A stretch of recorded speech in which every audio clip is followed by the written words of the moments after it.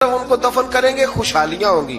پھر فیصلہ ہوا کہ سنگ مرمر کے تابوت میں رکھ کے حضرت یوسف کو دفن کیا جائے، اور دفن کرنے کے بعد ایسی جگہ پہ دفن کیا جائے جہاں سے پانی چھو کے گزرتا ہے۔ تو ان کو وہاں دفن کیا گیا، پانی چھو کے گزرتا تھا، لوگ کھیتیوں کو لگاتے تھے اور مصر سرسبز و شاداب رہتا تھا۔